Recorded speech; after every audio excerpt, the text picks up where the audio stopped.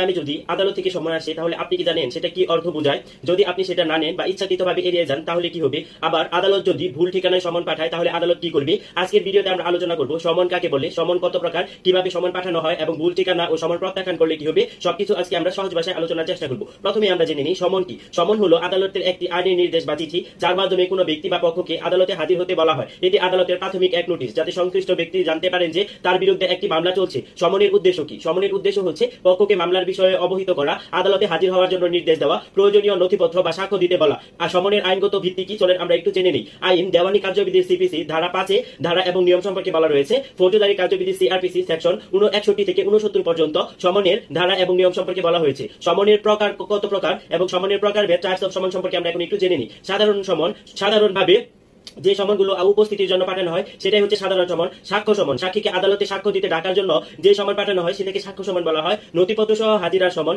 যে ব্যক্তির কাছে প্রয়োজনীয় নথি আছে তাকে হাজির হতে বলা হয়। এবং ফৌজদারি সমন, ফৌজদারি মামলায় অভিযুক্ত বা সাক্ষীকে হাজিরার জন্য সমন পাঠানো হয়। সমন পাঠানোর নিয়ম কি এই বিষয়টা আমরা একটু জেনে নিই। কার মাধ্যমে সমন পাঠানো হয়? আদালতের প্রক্রিয়াকর্মী প্রসেস সার্ভারের মাধ্যমে সমন পাঠানো হয়। স্থানীয় থানার পুলিশ, ডাক বিভাগ, কোনো ক্ষেত্রে কুরিয়ার সার্ভিস বা ইমেল, এসএমএস, হোয়াটসঅ্যাপ আধুনিক নামেও সমন বর্তমানে পাঠানো হয়। কিভাবে সমন পাঠানো হয়? ব্যক্তিগতভাবে হাতে পৌঁছে দেওয়া হয়, রেজিস্টার্ড ডাকদূতকে পাঠানো হয়, সংশ্লিষ্ট ঠিকানায় গিয়ে পাঠানো হয়, না পাওয়া গেলে বিকল্প পদ্ধতিতে যেমন বাড়ির গেটে বা চোখে পড়ার মতো স্থানে টানিয়ে দেওয়া হয়। যদি ভুল ঠিকানায় সমন চলে যায় তাহলে কি করবেন? ব্যক্তির কাছে সমন পৌঁছায় না, মামলায় তার অনুপস্থিতি দেখা দেয়, বিচারিক কার্যক্রমে বাধাগ্রস্ত হয়। এর সমাধান কি? যে পক্ষ ঠিকানা ভুল দিয়েছে তাকে সঠিক ঠিকানা সংশোধনের জন্য আবেদন করতে হবে। আদালত পুনরায় সমন জারি করতে পারে। আদালত তদন্ত করে বুঝতে পারে সমন সঠিকভাবে পৌঁছেছে কিনা। কেউ যদি সমন গ্রহণ না করে তাহলে কি হবে? সমন অগ্রাহ্য করলে কি হয়? আইন অনুযায়ী কেউ যদি ইচ্ছাকৃতভাবে সমন গ্রহণ না করে তবে সেটি সঠিকভাবে সমন হয়েছে বলে ধরে নেওয়া হবে। পরবর্তীতে পদক্ষেপ কি? আদালত বিকল্পভাবে সমন দিতে পারে, যেমন দেওয়ালে সমন টানিয়ে দিবে, পত্রিকায় একটি বিজ্ঞাপন দিয়ে দিবে। ফৌজদারি মামলায় আদালত এবং ওয়ারেন্ট জারি করতে পারে। যদি হাজির না হয় অনুপস্থিতিতেই বিচার কার্য শুরু হয়ে যাবে।